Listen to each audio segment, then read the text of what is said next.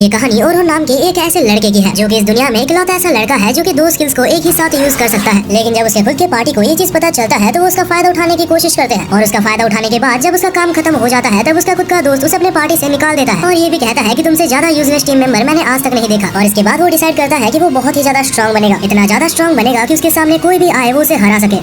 ये सभी कुछ तब शुरू होता है जब हम ओरुन को एक डंजन में देखते हैं जहाँ पर हमें कुछ रैबिट मॉन्स्टर्स दिखाए जाते हैं जो कि ओरुन को देख के सोच रहे थे कि हमें एक बहुत ही इजी टारगेट मिल गया है। और जैसे ही वो रैबिट्स ओरुन के ऊपर हमला करते हैं अगले ही पल वो रैबिट्स मर गए थे और जैसे ही वो मरते हैं तो उनके अंदर से कुछ क्रिस्टल्स निकलते हैं। और ये सब देखने के बाद वो रैबिट्स ग्रुप में ओरुन के ऊपर हमला करते हैं, लेकिन ग्रुप में हमला करने के बावजूद भी हमारे मेन कैरेक्टर को इससे कोई भी फर्क नहीं पड़ता। और तब ओरुन अपने स्वॉर्ड की तरफ देखते हुए कहता है कि मुझे लगा था कि मैं बहुत ही ज्यादा वीक हो गया हूँ, लेकिन शायद मैं इतना ज्यादा भी वीक नहीं हुआ। और इसके बाद वो सारे क्रिस्टल्स की तरफ देखते हुए कहता है कि हाँ, मैं एक स्वॉर्ड्समैन अभी भी बन सकता हूँ। और इससे पहले कि वो कुछ और कह पाता उसके सामने बहुत ही ज्यादा खतरनाक गॉब्लिन्स आ जाते हैं। और अब उन गॉब्लिन्स को देखते हुए ओरुन कहता है कि मुझे पता था कि मैं इन डंजन्स में कभी भी फ्री नहीं बैठ सकता। और तब वो कहता है कि चलो इसी बहाने मैं कुछ नया ट्राई करके देखता हूँ। और क्योंकि ओरुन दो एलिमेंट्स को यूज कर सकता था तो अपना सेकंड एलिमेंट को यूज करता है। और इसके बाद ही हम देखते हैं कि ओरुन अपने ऊपर स्ट्रेंथन मैजिक का यूज करता है। और जानकारी के लिए बता दूं कि इन गॉब्लिन्स के लिए स्वॉर्ड और स्ट्रेंथन मैजिक का कॉम्बिनेशन कोई नर्क से कम नहीं है। और इसके बाद ओरुन कहता है इतना कुछ होने के बाद जब मेरे अपनों ने ही मुझे धोखा दे दिया तो मैं तुम जैसों से हार कैसे सकता हूँ। मैंने अपने दोस्तों की हर तरह से मदद करने की कोशिश की थी, लेकिन इतना कुछ करने के बाद भी आखिर में मुझे मिला तो क्या, बस अपने बचपन के दोस्त से धोखा मिला है। और ये सब कहते हुए उसके सामने और भी बहुत सारे गॉब्लिन्स आ रहे थे, लेकिन इस वक्त ओरुन इतना ज्यादा गुस्सा में था कि उसे इन सब चीजों से कोई भी फर्क नहीं पड़ता। और इस वक्त जो हमारे मेन कैरेक्टर के पास पावर है वो यहाँ पर मौजूद सारे एडवेंचर्स अपने पास होने का बस सपना ही देख सकते हैं। और इसके बाद सारे गॉब्लिन्स को मौत के घाट उतारने के बाद ओरुन रुकता है और कहता है हालांकि मैं स्ट्रेंथन मैजिक और स्वॉर्ड का एक साथ यूज कर सकता हूँ, लेकिन इसका एक बहुत ही बड़ा ड्रॉबैक है। जब भी मैं स्ट्रेंथन मैजिक का यूज करता हूँ तो 3 मिनट से ज्यादा फाइट नहीं कर पाता। और तभी हम देखते हैं कि डंजन के अंदर से और भी बहुत सारे गॉब्लिन्स उसके तरफ बढ़ रहे थे। पर तब ओरुन उन गॉब्लिन्स को मारते हुए कहता है कि स्ट्रेंथन मैजिक दरअसल हमारे मैजिकल रेजिस्टेंस के ऊपर डिपेंड करता है। और जहाँ तक मेरी बात है तो मैं अपने आप को बस 180 सेकंड्स तक स्ट्रेंथन कर सकता हूँ। एक नॉर्मल एडवेंचरर के लिए ये डंजन बहुत ही ज्यादा खतरनाक है, लेकिन असली चीज जिसने की ओरुन को दिल से मार दिया था वो तो पिछली रात हुई थी।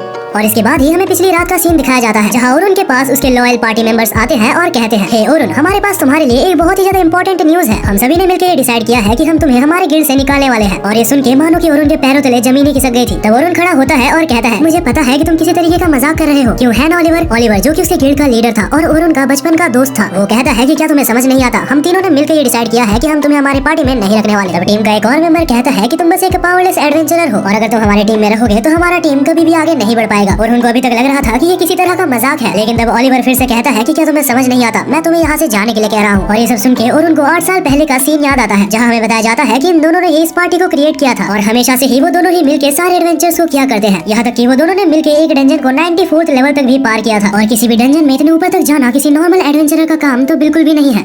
और तब एक आखिरी बार ओरुन ओलिवर से कहता है कि देखो मेरी बात सुनो, ये हो सकता है कि मैं इतना ज्यादा स्ट्रॉन्ग नहीं हूँ कि मैं सब कुछ खुद से कर सकूं, और जहाँ तक मुझे पता है तुम लोग इतने स्ट्रॉन्ग नहीं हो कि तुम लोग अकेले टीम को संभाल सको। पर तब ओलिवर कहता है मुझे तो हमेशा से ही पता था कि तुम कभी भी नहीं समझोगे कि एक हाई एनहांसर की टीम में क्या कीमत होती है। तुम्हारी जगह अगर हमने एक हाई एनहांसर को रखा तो हमारी टीम बहुत ही जल्दी आगे बढ़ सकती है। पर तब ओरुन कहता है कि मैं कभी भी एक एनहांसर था ही नहीं। अगर तुम याद करोगे तो मेरी स्पेशलिटी एक स्वॉर्ड्समैन की है, लेकिन क्योंकि हमारी टीम को एक एनहांसर की जरूरत थी तो मैंने एनहांसिंग सीखी, बस इसलिए ताकि मैं तुम लोगों की हेल्प कर सकूं। और ये सुनने के बाद वहाँ पर मौजूद टीममेट्स कहते हैं हमने तुम्हें नहीं पूछा कि आखिर तुमने क्या किया है या नहीं किया है, हमारे ऑर्डर्स ये है कि तुम हमारी टीम में और नहीं रह सकते। और इसके बाद ओलिवर कहता है कि तुम्हें इस टीम से जाना ही होगा क्योंकि हमें ऑलरेडी एक हाई एनहांसर मिल गया है जो कि हमारी टीम को ज्वाइन करने वाला है। और अब ये सुनने के बाद और इनको समझ आ जाता है कि इन जैसों के साथ बहस करने में कोई भी फायदा नहीं। और यहाँ से जाने से पहले वो सभी को थैंक्स कहता है और वहाँ से चला जाता है। वहीं पर डंजन में हमें फिर से ओरुन को दिखाया जाता है जो कि कहता है जब से मुझे पार्टी से निकाला गया है तब से मैं हर रोज डंजन में आके प्रैक्टिस करता हूँ और इतने दिनों के प्रैक्टिस के बाद मैंने अपना एक कम्प्लीटली डिफरेंट कॉम्बैट स्टाइल बना लिया है। मैं अपने आप से वादा करता हूँ कि मैं इतना ज्यादा स्ट्रॉन्ग बनूंगा कि इसके बाद कोई भी मुझे यूजलेस ना कह पाए। अब इसके कुछ टाइम बाद हमें दिखाया जाता है कि ओरुन आगे बढ़ते हुए टेलीपोर्टेशन क्रिस्टल तक पहुंच जाता है जहाँ ओरुन अपने रिकॉर्ड्स को टेलीपोर्टेशन क्रिस्टल पर ट्रैक करता है और तभी उसे कुछ आवाजें आती है। तभी हम देखते हैं कि कुछ एडवेंचरर्स बहुत ही ज्यादा घबराए हुए थे और दौड़ते हुए टेलीपोर्टेशन क्रिस्टल की तरफ आते हैं। तब ओरुन उन एडवेंचरर्स को देखता है और उन्हें इग्नोर करके वहाँ से जाने लगता है। और तभी हम उन एडवेंचरर्स के लीडर को देखते हैं जो कि कहता है वो ऑर्क्स काफी ज्यादा ताकतवर थे, हम अपनी जान बचा के जैसे तैसे आ गए हैं, लेकिन आखिर उस लड़की का क्या जिसने हमें आज ही ज्वाइन किया था। वैसे भी अगर मैं उस लड़की को बचाने के लिए रुकता तो हम सभी मारे जाते। यहाँ तक कि वो लीडर ये तक कहता है कि उस लड़की ने बस आज ही तो ज्वाइन किया था, अगर वो मारी भी जाती है तो हमें कोई फर्क नहीं पड़ेगा। वहीं पर ओरुन इन सारी ही बातों को खड़े होकर सुन रहा होता है और उनको बहुत ही अच्छे से पता है कि अगर कोई किसी को मुसीबत के वक्त पे अकेला छोड़ दे तो कैसा फील होता है। और तो फाइनली ओरुन उन पार्टी मेंबर्स की तरफ मुड़ के उनसे कहता है मैं तुम्हारी इस बकवास को इससे ज्यादा नहीं सुन सकता, तुम्हें अपने ऊपर शर्म आनी चाहिए कि तुम एक लड़की को अकेले छोड़कर भागते हुए यहाँ पर आ गए हो।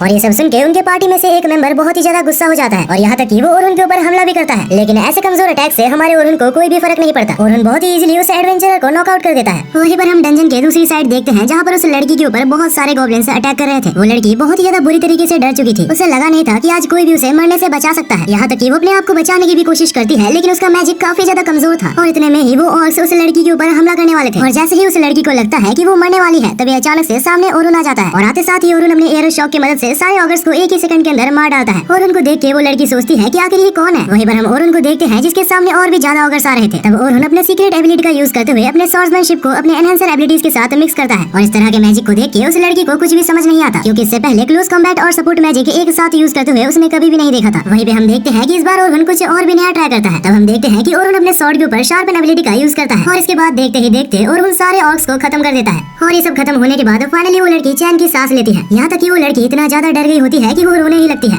और अब इसके अगले सीन में हम ओरुन को देखते हैं जो कि इस लड़की को बाहर ले आता है और उसे सेफली बाहर ले आने के बाद ओरुन अपने रास्ते जाने लगा था। लेकिन तभी वो लड़की ओरुन को बुलाती है और तब वो अपने आप को इंट्रोड्यूस करते हुए कहती है, मुझे नहीं पता कि आखिर तुम कौन हो, लेकिन आज मेरी जान बचाने के लिए तुम्हारा बहुत बहुत शुक्रिया और मेरा नाम सोफिया क्लोडेल है। तब ओरुन कहता है कि अरे मुझे माफ करना, मैंने तुम्हें अपना नाम नहीं बताया। और तब ओरुन सोफिया को अपना इंट्रोडक्शन देता है। एंड इसके बाद ही हम सोफिया को देखते हैं जो कि काफी ज्यादा शर्मा रही थी। और तब सोफिया कहती है, ओरुन मैं चाहती हूँ कि आज तुम मेरे साथ डिनर पे चलो। एक्चुअली ये सोफिया का वे था ताकि वो ओरुन को थैंक्स कह सके और सोफिया का ये चेहरा देख के ओरुन उसे मना नहीं कर पाता। अगले सीन में हम सोफिया और ओरुन को देखते हैं जो कि एक छोटे से रेस्टोरेंट में जाते हैं। तभी सोफिया कहती है कि भले ये कोई महंगा रेस्टोरेंट नहीं है, लेकिन मुझे यहाँ का खाना काफी ज्यादा पसंद है। तभी ओरुन सोफिया के कपड़े पे एक क्रेस्ट को नोटिस करता है और ये क्रेस्ट नाइट स्काई के नाम से जाना जाता है। ये यहाँ पर मौजूद one of the biggest guilds में से एक का साइन है। और जैसे ही दोनों रेस्टोरेंट के अंदर एंटर करते हैं तो हम वहाँ पर एक और लड़की को देखते हैं और वो लड़की सोफिया को देख के अपनी छोटी बहन बुलाती है। और ये देखते ही ओरुन को अचानक से कुछ भी समझ नहीं आता, क्योंकि ओरुन तुरंत ही पहचान लेता है कि आखिर ये लड़की कौन है। तब सोफिया की बड़ी बहन ओरुन को देखती है और स्माइल करती है और तब ओरुन भी सोफिया की बड़ी बहन से कहता है, वेल हमें मिले हुए काफी टाइम हो चुका है। और ये देख के सोफिया को कुछ भी समझ नहीं आता। तब सोफिया उन दोनों को ही देखती है और कहती है, तो इसका मतलब कि तुम दोनों एक दूसरे को पहले से ही जानते हो। और तभी हमें बताया जाता है कि इस लड़की का नाम सलमा क्लोडेल है और ये एक बहुत ही बड़े एस रैंक गिल्ड की लीडर है। और तब हम सलमा को देखते हैं जो कि ओरुन की तरफ देखते हुए कहती है, ओरुन क्या तुम और मेरी बहन कोई रिलेशनशिप में हो? तब ओरुन कहता है कि अरे नहीं, ऐसा कुछ भी नहीं है। सोफिया ने आज मुझे यहाँ पर बुलाया है ताकि वो मुझे थैंक्स कह सके। और सभी कुछ जानने के बाद फाइनली सलमा कहती है कि तुम्हारा बहुत बहुत शुक्रिया, तुमने मेरी बहन की जान बचाई है। और इसके बाद ही हम देखते हैं कि वो तीनों ही एक जगह पर बैठे थे, जहाँ सोफिया पूछती है कि क्या तुम सस्पेंस को बंद करोगे और मुझे बताओगे कि आखिर तुम दोनों एक दूसरे को कैसे जानते हो? और तब सलमा कहती है कि ओरुन कोई ऐसा वैसा एडवेंचरर नहीं है, असल में ओरुन लेजेंडरी हीरोज पार्टी का एक मेंबर है। और ये सुन के मानो सोफिया को विश्वास ही नहीं होता,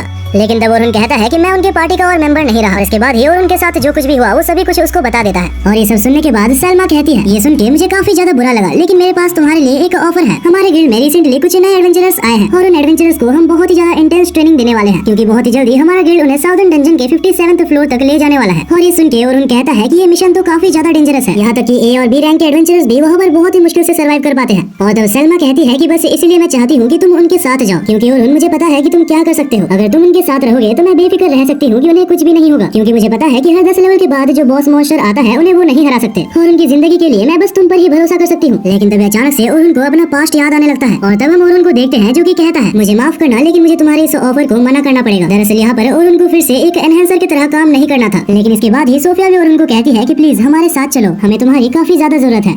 और ये सुनने के बाद ओरुन मना नहीं कर पाता और तब ओरुन उन दोनों के साथ जाने के लिए मान जाता है। लेकिन तब वो सलमा से कहता है कि इस बार मैं एक स्वॉर्ड्समैन बन चुका हूँ और अगर कल से मैं तुम्हारे पार्टी में आता हूँ तो मैं एक स्वॉर्ड्समैन की तरह आऊंगा। लेकिन उस वक्त सलमा इस बारे में ज्यादा नहीं सोचती और तब वो कहती है, अगर ऐसा है तो हमारे पार्टी में तुम्हारा बहुत बहुत स्वागत है। हम इसके अगले सुबह ही हमें दिखाया जाता है कि ओरुन सिल्वर रैबिट गिल्ड में जाता है और तभी हम ओरुन को देखते हैं जो कि सिल्वर रैबिट गिल्ड के हेड से मिलता है। वहाँ पर जाने के बाद सबसे पहले वो दोनों एक दूसरे से बातचीत करते हैं और तभी सिल्वर रैबिट का हेड ओरुन से कहता है, अच्छा तो तुम ओरुन हो, मैंने तुम्हारे बारे में पहले बहुत ज्यादा सुना है। मुझे इतना पता है कि तुम हीरोज पार्टी में काम कर चुके हो और मैं पहले से ही चाहता था कि तुम हमारे गिल्ड में शामिल हो जाओ, क्योंकि मुझे अच्छे से पता है कि तुम किस काबिल हो। और इसके बाद वो तीनों ही एक मीटिंग के लिए एक जगह पर बैठ जाते हैं, जहाँ विंस और सलमा ओरुन को बताते हैं कि आखिर इस प्लान में उन्हें क्या क्या करना है। तब सलमा ओरुन को बताती है, हमारे गिल्ड का ये एम है कि वो इस बार डंजन के जितने अंदर तक जा सके उतने अंदर तक जाए। और इस बार हमारे गिल्ड को एक बहुत ही इंपॉर्टेंट इन्फॉर्मेशन पता लगी है। हमें पता चला है कि डंजन के आखिरी स्टेज पे एक बहुत ही इंपॉर्टेंट और वैल्यूएबल चीज है और हमारा सेकंड एम ये है कि हमें उसे हासिल करना है। वहीं पर हमें कुछ टाइम पहले का सीन दिखाया जाता है जहाँ पर विंस और सलमा बात कर रहे थे। तो विंस कहता है कि मुझे हाल ही में पता चला है कि हीरोज पार्टी में से ओरुन को निकाल दिया गया है। मुझे नहीं पता कि आखिर उन्होंने ऐसा क्यों किया, क्योंकि ओरुन एक बहुत ही ज्यादा पावरफुल कैंडिडेट है, लेकिन फिर भी अगर कुछ भी करके हम उसे अपने पार्टी में शामिल कर सके तो हमारे गिल्ड का इसमें बहुत ही ज्यादा फायदा है। वहीं पर प्रेजेंट में हमें दिखाया जाता है कि ओरुन सारे ही प्लान उनके सुन चुका था। हालांकि उनके प्लान सुनने के बाद ओरुन को उनके ऊपर बहुत ही ज्यादा शक होता है और उनका ऐसा लगता है कि सलमा और विंस उससे कुछ चीजें छुपा रहे हैं। लेकिन उस वक्त बस ओरुन उनकी बात सुनता है और कुछ भी नहीं बोलता। अब अगले ही सुबह हमें दिखाया जाता है कि ओरुन उस जगह पर आ चुका था जहाँ से वो लोग एडवेंचर चालू करने वाले थे। जहाँ पर आने के बाद ओरुन देखता है कि वहाँ पर बहुत सारे अलग अलग एडवेंचरर्स हैं और कुछ देर बाद ही वहाँ पर सलमा और सोफिया भी आ जाती है। और तब ओरुन सोफिया को नोटिस करता है जिसने की एक अलग टाइप की ड्रेस पहनी हुई थी और ये ड्रेस बस वही पहनते हैं जिन्होंने बस अभी एडवेंचर करना चालू किया होता है। और तभी ओरुन सोफिया से कहता है, वैसे सोफिया ये ड्रेस तुम्हारे ऊपर काफी अच्छी लग रही है। और ये सुनने के बाद सोफिया बहुत ही ज्यादा शर्मा गई होती है। तभी सोफिया पूछती है कि ओरुन क्या तुम मुझे बताओगे कि आखिर तुम अभी कहाँ पर रह रहे हो। लेकिन तभी सलमा कहती है, एक सेकंड, तुम्हें ये क्यों जानना है कि आखिर ओरुन कहाँ रहता है? मुझे तुम दोनों के इरादे कुछ सही नहीं लग रहे। तभी सोफिया कहती है कि यार ऐसा कुछ भी नहीं है, आप बहुत ही ज्यादा सोच रही हो। और अभी ये सब बातें हो जाने के बाद सोफिया अपनी टीम की तरफ चली जाती है। हम देखते हैं कि नए एडवेंचरर्स के लिए एक नई पार्टी बनाई गई होती है और क्योंकि पहली बार के लिए ये एडवेंचरर्स किसी डंजन में जा रहे हैं तो ये लोग काफी ज्यादा नर्वस थे। वहीं पर हम सलमा और ओरुन को देखते हैं जो कि अपने अलग पार्टी में चले जाते हैं और इस पार्टी में ज्यादातर एडवेंचरर्स ए रैंक के थे ताकि अगर आगे कुछ भी गलत हो तो ये लोग उसे आराम से संभाल सके। और तभी हमें बताया जाता है कि इनका नाम एंथम, बर्नार्ड और केथी है। हालांकि ये तीनों ही खुद में काफी ज्यादा ताकतवर थे, लेकिन जब उन्हें ओरुन के बारे में पता चलता है तो उसकी स्पेशलिटीज सुन के वो लोग काफी ज्यादा इंप्रेस होते हैं। और तभी सीन चेंज होता है और हमें कुछ टाइम पहले का सीन दिखाया जाता है जहाँ पर विंस सलमा से कह रहा था, क्योंकि हमारी टीम में अभी ओरुन आ चुका है तो हमारा टारगेट अभी बहुत इजी हो जाएगा। अगर ओरुन हमारी हेल्प करता है तो हमारा गिल्ड फिर से टॉप पे जा सकता है।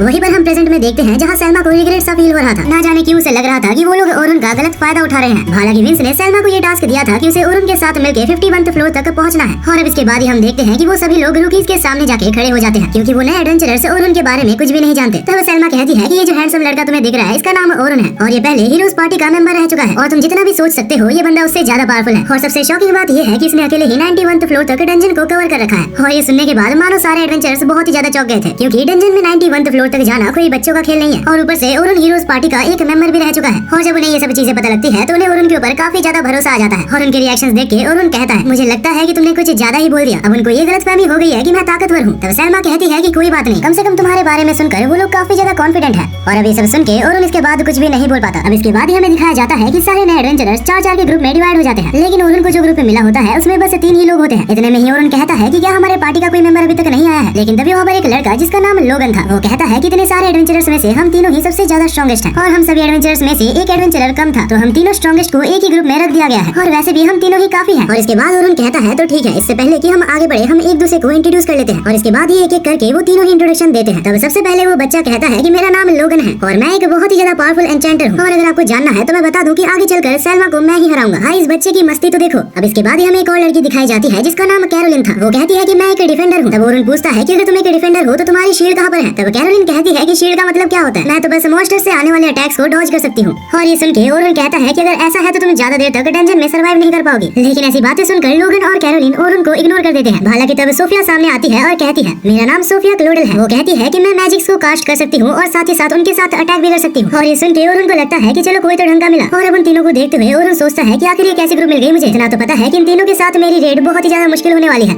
अब इसके बाद हम डंजन के अंदर देखते हैं जहाँ कैरोलिन कहती है, ओरुन मुझे लगता है कि हीरोज पार्टी को छोड़ के तुमने बहुत ही अच्छा काम किया। मुझे तो लगता है कि तुम्हें उनसे रिवेंज लेना चाहिए। वैसे भी तुम सिल्वर रैबिट गिल्ड में आए हो जो कि हीरोज पार्टी का दुश्मन है। तब ओरुन कहता है कि मुझे किसी तरीके का रिवेंज नहीं लेना, मुझे पता था तुम किसी का बुरा नहीं सोच सकते। सोफिया ने मुझे बताया था कि तुम बहुत ही अच्छे आदमी हो। और ये सुन के सोफिया बहुत ही ज्यादा शर्माने लगती है। लेकिन तब अचानक से डंजन में से कुछ वुल्फ्स निकल के उनके ऊपर हमला करने लगते हैं। हालांकि कुछ ही देर में वो सारे ही वुल्फ्स एलिमिनेट हो जाते हैं क्योंकि ओरुन को पहले से पता था कि डंजन में कभी भी कुछ भी हो सकता है। और वैसे भी ओरुन ये सोच के आया था कि वो छोटे मोटे फाइट्स को इग्नोर करेगा क्योंकि उसके पास इतना टाइम नहीं है और उसे 51th फ्लोर तक पहुंचना है। अब इसके बाद ही हमें कुछ टाइम बाद का सीन दिखाया जाता है जहाँ वो लोग 20th फ्लोर तक पहुंच चुके थे। और जैसा ओरुन ने इन तीनों के बारे में सोचा था ये तीनों उनसे काफी ज्यादा डिफरेंट है। लोगन जिसके बारे में ओरुन ने सोचा था कि ये कोई काम का नहीं है, वो असल में इतना ज्यादा ताकतवर है कि अगर वो चाहे तो वो ए रैंक की टीम में भी शामिल हो सकता है। कैरोलिन जिसने बोला था कि वो बस डॉज ही कर सकती है, असल में उसका स्पीड इतना ज्यादा है कि कोई उसे पकड़ ही नहीं सकता और वो कुछ डैगर्स का भी यूज करती है अपने सेफ्टी के लिए। और इसके बाद ही हमारी सोफिया आती है जो कि काफी अच्छी मैजिक कर लेती है। लेकिन देखा जाए तो ओवरऑल ये तीनों अभी भी काफी ज्यादा वीक है और इन्हें अभी भी एक प्रॉपर गाइडेंस की जरूरत है जिनसे कि ये सब कुछ सीख सके। अब इसके अगले सीन में ही हम देखते हैं कि सभी लोग अभी 20th फ्लोर तक पहुंच चुके थे। तब सलमा कहती है कि सारे एडवेंचरर्स एक एक करके जाओ और मैजिकल क्रिस्टल में अपने आप को रजिस्टर कर लो क्योंकि कल से हमारा एडवेंचर 21st फ्लोर से चालू होने वाला है। और इसी के साथ आज का इनका दिन यहीं पर खत्म होता है। अब इसके बाद अगली सुबह हम देखते हैं जहाँ ओरुन जस्ट सो के उठा होता है और वो जैसे ही न्यूज़पेपर देखता है तो वो बहुत ही ज्यादा गुस्सा हो जाता है क्योंकि न्यूज़पेपर में ऐसा लिखा गया था कि ओरुन को हीरोज पार्टी से धक्के मार के निकाल दिया गया है। ओरुन उसके बारे में ऐसा कुछ देख के बहुत ही ज्यादा गुस्सा था। लेकिन बात ये है कि अभी उसे कोई भी फर्क नहीं पड़ता कि आखिर वो लोग उसके बारे में क्या कहते हैं।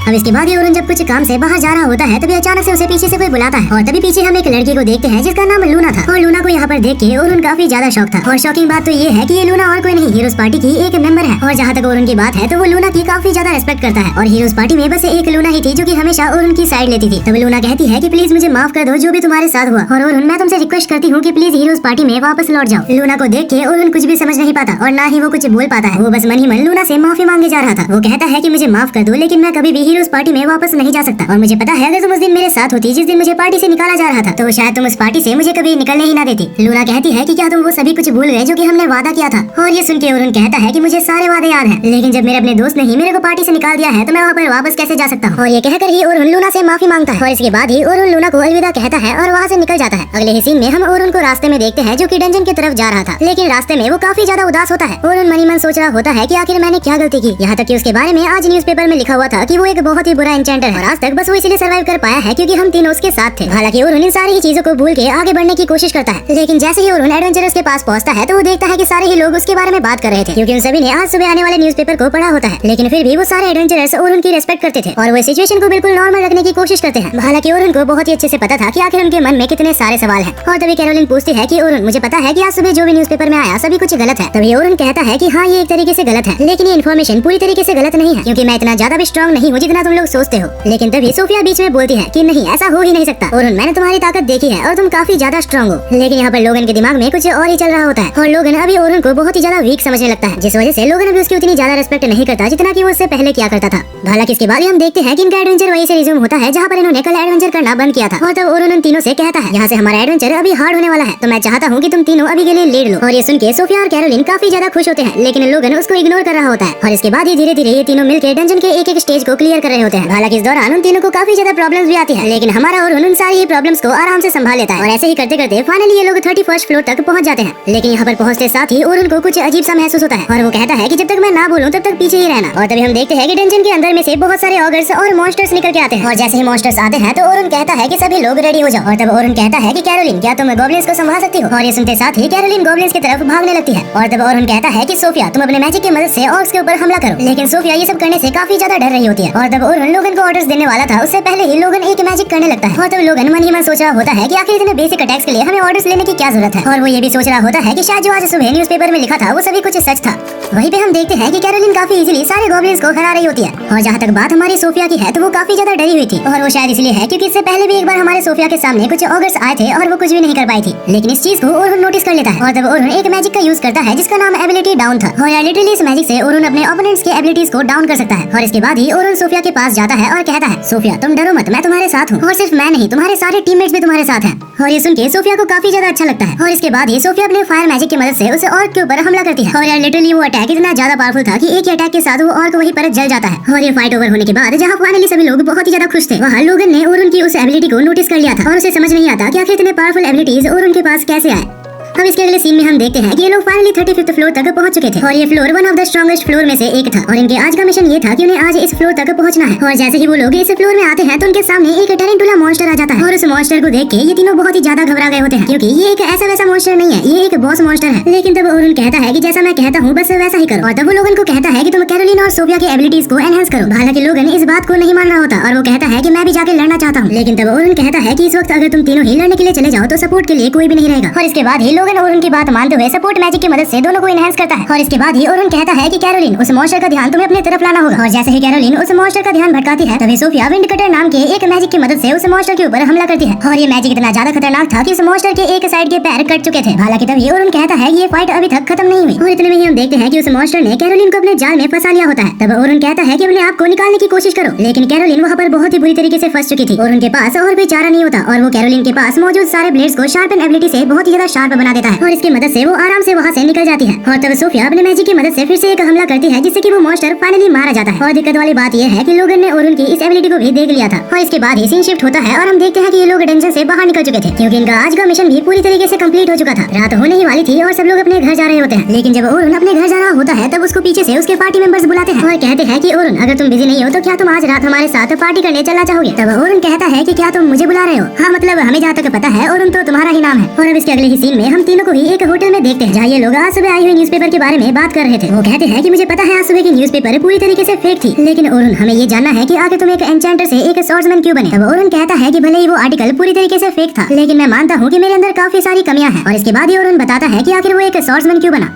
जब मैं बहुत ही ज्यादा छोटा था और अपने ग्रैंड पेरेंट्स के साथ रहता था, तब मेरे ग्रैंड पेरेंट्स एक स्वॉर्ड्समैन थे और एक दिन उन्होंने पूरे विलेज को एक मॉन्स्टर से बचाया था। और जब मैंने उनको हजारों लोगों की जान बचाते हुए देखा तो वो चीज मुझे बहुत ही ज्यादा अच्छी लगी और उसी दिन से मैं एक स्वॉर्ड्समैन बनने के लिए प्रैक्टिस करता रहा। लेकिन जब मैंने हीरोज पार्टी को ज्वाइन किया तो वहाँ पर ऑलरेडी एक स्वॉर्ड्समैन था और 2 स्वॉर्ड्समैन होने की वजह से हमारी पार्टी अच्छे से परफॉर्म नहीं कर पा रही थी। तब हमारी पार्टी को सपोर्ट करने के लिए मैंने अपना क्लास बदल के एनहांसर रख लिया। और तभी प्रेजेंट में अरुण कहता है कि मुझे उनके बारे में और बात नहीं करनी क्योंकि मैं अपने पास्ट को पीछे छोड़ चुका हूँ और मैं फिलहाल एक स्वॉर्ड्समैन हूँ। यहाँ से सीन शिफ्ट होता है और हम तीनों ही स्टूडेंट को देखते हैं जो कि घर जा रहे थे, जहाँ लोगन काफी ज्यादा चिंता में डूबा हुआ था और वो पूछता है कि सोफिया, जिस दिन अरुण ने तुम्हें बचाया था क्या वो अकेला था? अब सोफिया कहती है कि हाँ, जिस दिन मुझे अरुण ने बचाया था वो बिल्कुल ही अकेला था और उसने हाई लेवल विंड मैजिक और एनहांसिंग एबिलिटीज को एक साथ मिक्स कर दिया था। और जहाँ तक मुझे याद है उसने 1 मिनट के अंदर ही 50 से ज्यादा ऑगर्स को मार दिया था। लोगन को इस वक्त अरुण के पावर्स के ऊपर बहुत ही ज्यादा शक हो रहा होता है क्योंकि अगर जो सोफिया बोल रही है वो सच है तो इसका मतलब अरुण एक बहुत ही इंसेन लेवल का एडवेंचरर है। और इसके बाद लोगन डिसाइड करता है कि वो अरुण से जितना कुछ हो सकेगा उतना कुछ सीखेगा ताकि वो एक दिन अरुण को सरपास कर पाए। वहीं पे हम अरुण को देखते हैं जो कि अभी भी अपने पार्टी के साथ बैठा हुआ था और तब अरुण कहता है कि ऐसा भी हो सकता है कि मेरे बिना हीरोज पार्टी 94th लेवल को क्लियर ना कर पाए। और जब अरुण से पूछा जाता है कि आखिर तुम्हारा गोल क्या है, तब अरुण कहता है कि मैं इतना ज्यादा स्ट्रॉन्ग बनना चाहता हूँ कि एक दिन मैं डंजन के डीपेस्ट फ्लोर को खुद से ही क्लियर कर सकूं। हालांकि ये गोल सुन के उनको बिलीव नहीं होता लेकिन वो अपने दोस्त के ऊपर भरोसा करते हैं। अब अगली ही सुबह हमें हीरोज पार्टी को दिखाया जाता है जो कि डंजन की तरफ जा रहे थे और वहाँ मौजूद सारे एडवेंचरर्स हीरोज पार्टी को देख के काफी ज्यादा चौंक गए थे। जहाँ ओलिवर काफी ज्यादा कॉन्फिडेंट लग रहा था, लूना काफी ज्यादा दुखी थी। और तब हमें अरुण को दिखाया जाता है जो कि अपने आखिरी दिन के लिए उन एडवेंचरर्स के पास आता है क्योंकि आज के काम के बाद अरुण का काम यहाँ पर हमेशा के लिए खत्म हो जाएगा। जैसे ही अरुण वहाँ पर पहुँचता है तो उसके तीनों स्टूडेंट्स उसको वेलकम करते हैं और तब वो कहते हैं कि अरुण, आज तुम्हारा यहाँ पर आखिरी दिन है तो आज के मिशन के बाद हमें तुमसे एक चीज मांगना है और स्पेशली इस गिफ्ट के लिए सोफिया ने मुझे कहा था। सोफिया चाहती है कि आज के मिशन के बाद भी अरुण कहीं भी ना जाए और हमेशा हमेशा के लिए ही वो सिल्वर रैबिट गिल्ड में साइन कर ले। लेकिन इससे पहले कि सोफिया ये बात अरुण को कह पाती, अरुण को कुछ बच्चों से पता लगता है कि हीरोज पार्टी 95th फ्लोर को कवर करने गई है। नहीं पता क्यों लेकिन अरुण को ये सुन के बहुत ही ज्यादा बुरा लगता है। हालांकि अरुण इस चीज के बारे में भूलने की कोशिश करता है। वहीं पे हमें दिखाया जाता है हीरोज पार्टी को जो कि 95th फ्लोर पे थे, जहाँ हम ओलिवर को देखते हैं जो कि काफी ज्यादा मोटिवेटेड था और वो कहता है कि इस बार हम लोग काफी आसानी से इस लेवल को पार कर लेंगे क्योंकि अभी हमारे साथ अरुण जैसा कोई लूजर नहीं है। और लूना को छोड़ के ग्रुप में मौजूद बाकी सारे लोग ओलिवर की इस बात के साथ एग्री करते हैं। और तो हमें बताया जाता है कि 2 दिन पहले हीरोज पार्टी में एक एनहांसर को लाया गया था और इस एनहांसर का नाम फिली कारपेंटर है। ओलिवर के हिसाब से फिली कारपेंटर एक बहुत ही ज्यादा स्किल्ड एनहांसर है और उसका ये भी कहना है कि वो एक और डंजन में 100 लेवल तक भी जा चुकी है। टीम के मेंबर फिली को देख के काफी ज्यादा खुश थे क्योंकि अभी उन्हें सपोर्ट मैजिक के लिए अरुण जैसे वीक एडवेंचरर के ऊपर डिपेंड नहीं रहना पड़ेगा। और यहाँ तक कि उन्होंने फिली के लिए एक वेलकम पार्टी भी रखा था। लेकिन फिली को अंदाजा हो गया था कि हीरोज पार्टी के पास बहुत ही ज्यादा पैसा है। लेकिन उनके पार्टी के बीच में ही अचानक से लूना आ जाती है। लूना काफी ज्यादा गुस्सा होती है और पूछती है कि आखिर अरुण कहाँ पर है। और मुझे सुनने में आया है कि अरुण ने सिल्वर रैबिट गिल्ड्स को ज्वाइन कर लिया है। ये सुन के ओलिवर काफी ज्यादा चौंक जाता है कि आखिर एक अरुण जैसा यूजलेस सिल्वर रैबिट गिल्ड को कैसे ज्वाइन कर सकता है। और इसके बाद जब लूना फिर से पूछती है कि आखिर अरुण कहाँ पर है, तब उसे पता चलता है कि अरुण को इस पार्टी से निकाल दिया गया है। और इसके बाद ही लूना को नए एनहांसर से इंट्रोड्यूस करवाया जाता है। लेकिन तब लूना उसे इग्नोर करते हुए कहती है कि आखिर तुमने अरुण को क्यों निकाला। लूना को क्वेश्चन करता हुआ देख वहाँ पर मौजूद टीम मेंबर्स उसके ऊपर गुस्सा होते हैं। लेकिन तब ओलिवर सबको शांत करवाता है और कहता है अरुण डेरा हमारे पार्टी में रहने लायक नहीं है। वो इतना ज्यादा वीक है कि वो हमको पीछे से सपोर्ट भी नहीं कर पाता और उसकी वजह से हमारा टीम 91st फ्लोर से आगे नहीं बढ़ पा रहा था। और उन्हें देख के लूना समझ जाती है कि अभी वो कुछ भी नहीं कर सकती जिससे कि वो अरुण को हीरोज पार्टी में वापस ला पाए।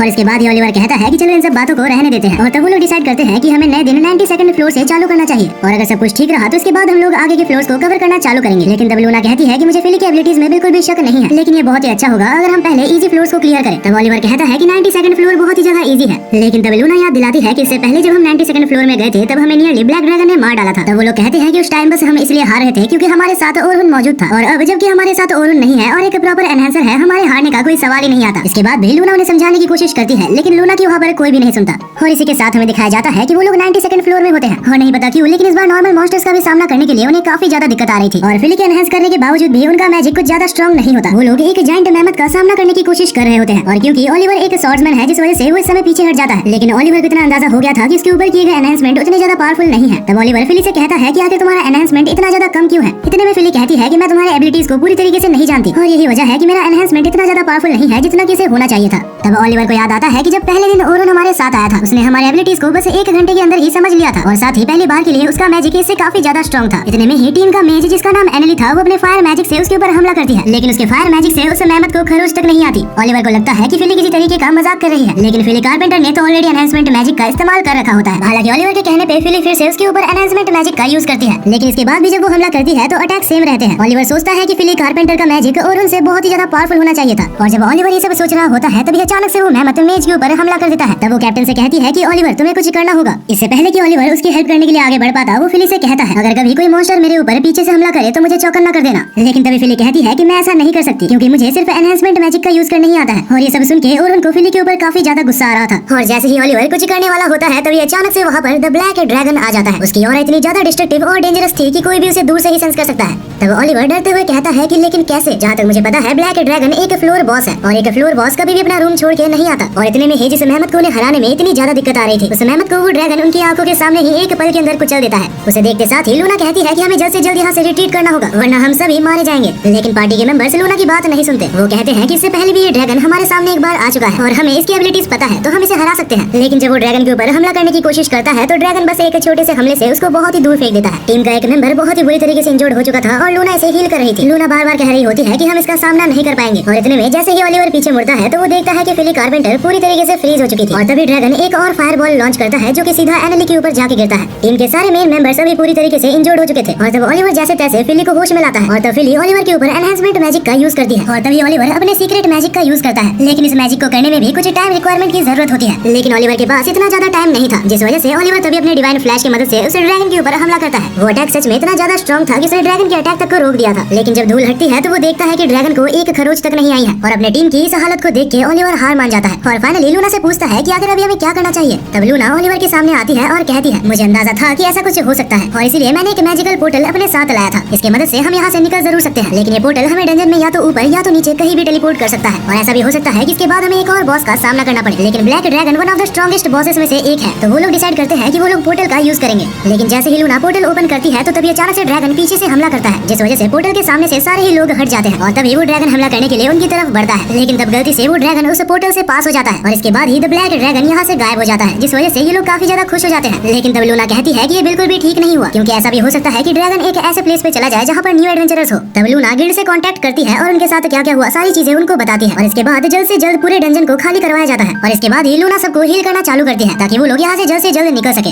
हील होते वक्त ओलिवर कहता है कि इससे पहले जब हम ब्लैक ड्रैगन से लड़े थे तब हमने उसे बहुत ही इजीली हरा दिया था। तब लूना कहती है कि ओलिवर तुम्हें अभी तक समझ नहीं आया, हम उस वक्त ब्लैक ड्रैगन को बस इसलिए हरा पाए थे क्योंकि हमारे साथ ओरहन मौजूद था। लेकिन ओलिवर के साथ बाकी सारे लोग इस बात को नहीं मानते। तब लूना कहती है कि अगर तुम्हें लगता है मैं झूठ बोल रही हूँ तो मेरे एक बात का जवाब दो। अगर तुम्हें लगता है कि फिली कारपेंटर एक बहुत ही अच्छी एनहांसर है तो आखिर वो तुम्हें एनहांस क्यों नहीं कर पाई? और इस क्वेश्चन का ओलिवर और फिली कारपेंटर दोनों के पास ही कोई जवाब नहीं होता। तब लूना जवाब देते हुए कहती है कि हमारे हीरोज पार्टी में सबकी स्ट्रेंथ इतनी ज्यादा है चाहे कोई कितना भी ज्यादा स्ट्रॉन्ग क्यों ना हो हम पांचों को वो एक साथ एनहांस नहीं कर सकता। लेकिन हमारा ओरहन इस बात को पहले से जानता था जिस वजह से उसने दिन रात मेहनत करके अपने खुद के ओरिजिनल स्पेल्स बनाए ताकि वो हम पांचों को एक साथ एनहांस कर सके। इसके बावजूद कि वो एक स्वॉर्ड्समैन है और उसके स्पेल्स इतने ज्यादा ताकतवर है कि वो हमको एक साथ 50 टाइम्स तक स्ट्रॉन्गर बना सकते हैं। और यही वजह है कि पहली बार हम द ब्लैक ड्रैगन को हरा पाए थे। तब ओलिवर को रियलाइज होता है कि इससे पहले वो जब भी डिवाइन फ्लैश का यूज किया करता था वो काफी ज्यादा स्ट्रॉन्ग था और ये सिर्फ ओलिवर ही नहीं बाकी सारे मेंबर्स सोच रहे होते हैं। और इसके साथ ही भागते हुए वो लोग डंजन से बाहर निकल जाते हैं। और इसी के साथ आज का हमारा वीडियो यहीं पर खत्म होता है। और सच में इस एनिमे की स्टोरी लाइन काफी ज्यादा मजेदार है। अगर आपको इस एनिमे के आने वाले एपिसोड्स के एक्सप्लेनेशन चाहिए तो आप चैनल को सब्सक्राइब जरूर से कर लेना। इस एनिमे के अगले पार्ट के लिए इस वीडियो को लाइक और हाइप जरूर से कर देना और कमेंट में मुझे ये बताते हुए जाओ कि आखिर आप इस एनिमे को 10 से कितना रेटिंग दोगे। जहाँ तक मेरी बात है तो मैं इसको 9/10 की रेटिंग देता हूँ। तब तक के लिए मिलते हैं किसी और नए वीडियो में।